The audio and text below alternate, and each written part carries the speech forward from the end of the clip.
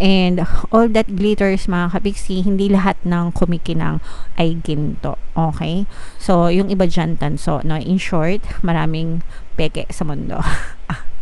Fake friends, fake lovers, fake na mga opportunities, mga scammers, manloloko. So, you have to be very, very careful. Kailangan mag-ingat kayo sa mga pinagkakatiwalaan nyo, sa mga impormasyon na sinashare nyo, sa mga kwento-kwento, ganyan. Kasi baka mamaya nagba-backfire na pala sa'yo. No, chika kayo ng chika, marites kayo ng marites na.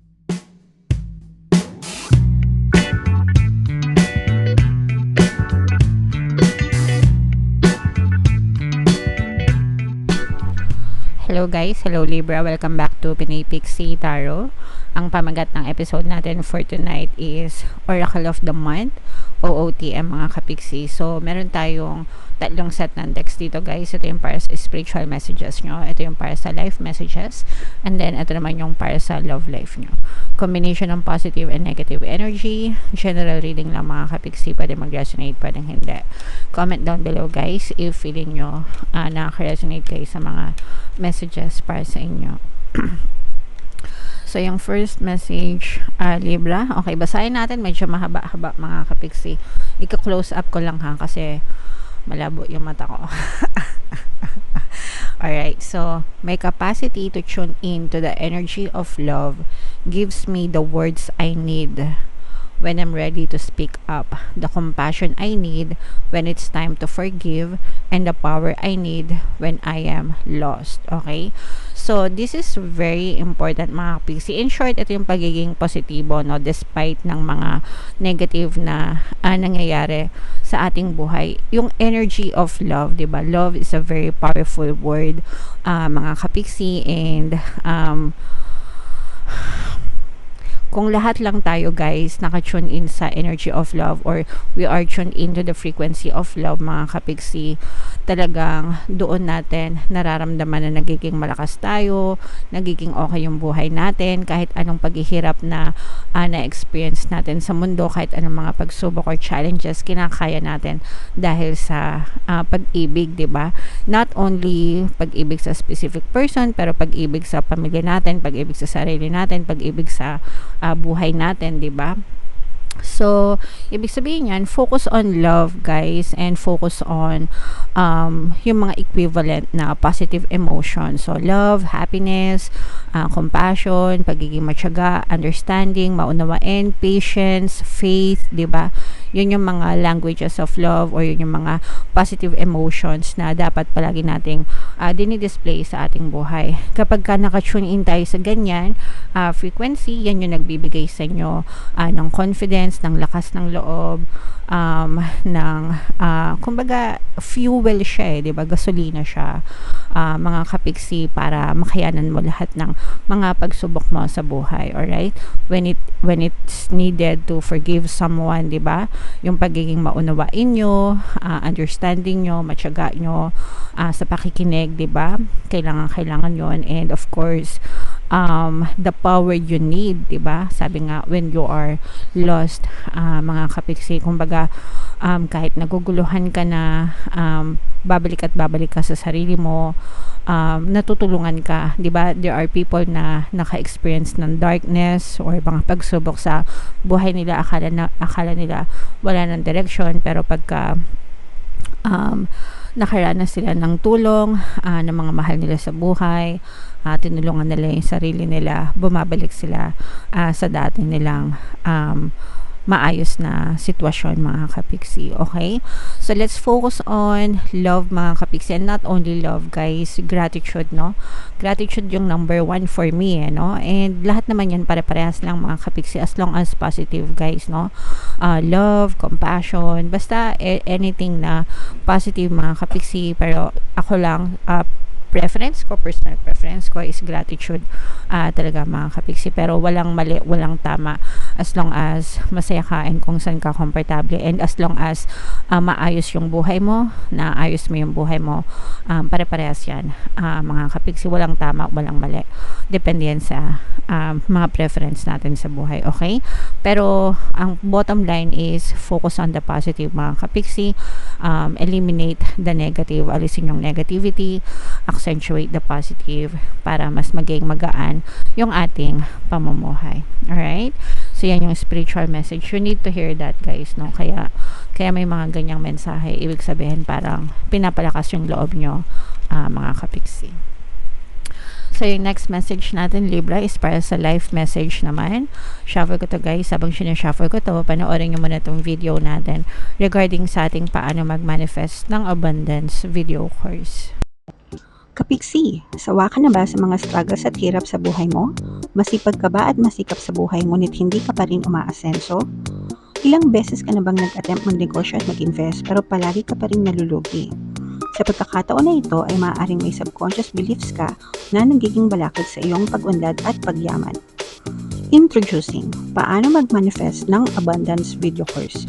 Dito ay matututunan mong ma-overcome ang mga balakid mo para tuluyan ka ng umunlad, umasenso, sumagana, maging matagumpay, successful at maswerte sa iyong kabuhayan, pera, trabaho, negosyo, salapi at kaperahan ng bonggang-bongga.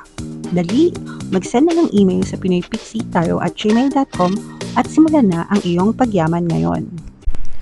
Alright, so sama-sama tayo magpayaman ngayon 2024 mga kapiksi. Mag-avail na kayo ng course, guys, kasi sobrang ganda talaga niyan.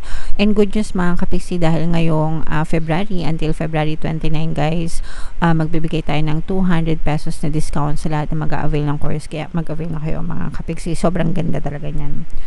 Alright, so ito yung mga life messages para sa inyo. We have no place like home and all that glitters. Itong no place like home, this is you. This is yourself, mga kapiksi. Yourself is your home, no? So, dapat inaalagaan mo yung sarili mo the way you would treat your home. Ibig sabihin, paano mo ba, imaginein mo yung tahanan mo, bahay mo, tahanan mo, diba? Syempre, let's say for example, maghapon, nagtatrabaho ka, ang comfort place mo is yung bahay mo, 'di ba? Doon ka nagpapahinga, that's your resting place. Doon ka nagre-recharge ng energy mo, doon ka humuhugot ng lakas, 'di ba? So, gusto mo yung bahay mo maayos, maaliwalas, homey, malinis, mabango, maganda, 'di ba? So, kung paano mo tatratuhin yung sarili mong bahay, ganun mo din dapat tinatrato yung sarili mo, mga kapiksi. So, linisin mo yung sarili mo, mahalin mo yung sarili mo, irespeto mo yung sarili mo, 'di ba? That's your comfort zone, that's your comfort place, yung sarili mo, mga kapiksi. So, wag mong hayaan na dumihan, 'di ba? Wag mong hayaan na madumihan ka dahil lang sa ibang tao. So, 'di ba? Imagine mo yung bahay mo, gusto mo ba yung bahay mo nagkakalat yung ibang tao, 'di ba? Dinudumihan ng ibang tao yung bahay mo. Gusto mo ba yon? Same with yourself, mga kapiksi, no?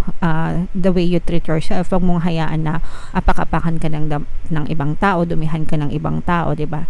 So, treat yourself nicely, mga kapiksi, the way you would treat your home, okay? Nagets nyo ba, guys? I hope it makes sense. Sana naintindihan nyo. And all that glitters, mga kapiksi, hindi lahat ng kumikinang ay ginto. Okay? So, yung iba dyan tanso, no? In short, maraming peke sa mundo. Fake friends, fake lovers, fake na mga opportunities, mga scammers, manloloko. So, you have to be very, very careful. Kailangan mag-ingat kayo sa mga pinagkakatiwalaan nyo, sa mga impormasyon na sinashare nyo, sa mga kwento-kwento, ganyan. Kasi baka mamaya nagba-backfire na pala sa'yo, no? Chika kayo ng chika, marites kayo ng marites ng, let's say for example, BFF mo. Yung pala BFF mo, tinatrader kayo, kinukwento mo, kinukwento rin pala sa iba. Ang ending, ikaw yung napapasama, 'di ba? So, ibig sabihin lang, guys, mag-ingat kayo kasi hindi lahat ng kumikinang ay ginto. So, maging mapanuri sa lahat ng tao, lahat ng bagay, lahat ng sitwasyon na nasa paligid nyo, guys. And likewise, the same din, hindi lahat ng mukhang basura basura, 'di ba? Hindi lahat ng mukhang taong grasa mahirap, no? Sometimes yung mga ganun pa, sila pa yung mga totoong tao, sila pa yung mga totoong may ginintuang puso, 'di ba? Hindi porket mo mahirap mahirap na, 'di ba? So, wag tayong maging judgmental, in short, mga kapiksi. All right? Okay, so yeah. Comment down below if feeling nyo naka-resonate kayo dyan sa mga messages na yan. And then yung last message para sa inyo, guys, ito naman yung sa love life. Pakinggan naman natin yung mga mensahe sa inyo ng inyong partner or specific person. Habang sinashuffle ko to, guys, naka-flash sa screen yung ating email coaching.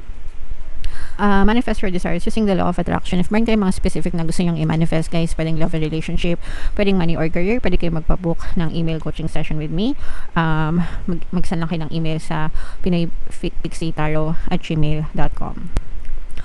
So, ito yung mensahe ng inyong partner or specific person. I am afraid. Sorry, close up ko guys kasi yung mata ko. Yung mata ko hindi nahihirapan magbasa. I'm afraid that your feelings for me are not mutual. Rejecting you was protecting myself. I was being selfish. Okay? So, pwedeng nireject kayo nitong person mo. Pwedeng inabandon na kayo nito. Pwedeng hindi kayo nito pinapansin. Pwedeng naging kayo. Yung iba naman, pwedeng hindi naging kayo. Yung tipong, friends with benefits. Ganyan. O kaya nasa friend zone kayo. Parang hindi kayo nagkatuluyan. Ganyan. O kaya naman, pwedeng naging in a relationship na kayo. Ganyan. Pero parang hindi natuloy, naudlot, naputol, mga ganyan. Okay? Kasi, ayan na nga, inamin na nga ng person mo na selfish siya. Okay? Selfish siya, nireject ka niya, iniwan ka niya, mga kapiksi, pakiramdam niya, hindi mutual yung feelings, yung connection nyo sa isa't isa. So, I'm sensing na itong person mo, parang meron siyang hinahanap na more than you can give, o kaya naman, parang, ito, sorry to say guys, pero itong person mo, feeling ko parang nag-excuse lang to eh. I'm sensing now for some of you, parang may ginawa siya or parang gusto niyang umexit, no? Pwedeng gusto niyang umexit tapos parang nire-reason niya lang ito na hindi mutual yung feelings, yung connection, ganyan. Pero parang feeling ko, for some of you, no, hindi ko naman sinasabing lahat, baka ito'y nakakita ng iba, mga kapiksi, kaya parang nireject ka niya. And ito yung excuses. Feeling ko ito yung excuses niya, mga kapiksi. So, comment down guys if feeling nyo talagang excuse lang ito sa inyo ng inyong person. Pero for some of you naman, maaring sincere talaga yung person mo na selfish siya, hindi niya maramdaman na mutual yung connection nyo, and parang feeling ng person mo kasi parang mas giver siya kesa sa'yo, and parang wala siyang napapala sa'yo, so nireject ka niya, ganyan, para maghanap ng iba. Alright? So, ganun lang guys, mga kapiksi. Alright? So, comment down below guys if comment down below guys if feeling nyo nakaresonate kayo dito sa mga messages para sa inyo, and kung sang message kayo nakaresonate, dito ba sa spiritual message, dito ba sa life messages, or dito ba sa love life. Comment down below mga kapiksi. Alright? Ito yung ating mga pampaswerte subliminal guys, pakinggan nyo na, no, para talagang umasenso kayo ngayon 2024. And ito naman yung ating success stories ng paano mag-manifest ng abundance video course. Click here to subscribe guys, and click here to join our membership program. Thank you for liking, sharing, and subscribing, and see you again next time. I love you all guys. Have a nice day. Bye-bye.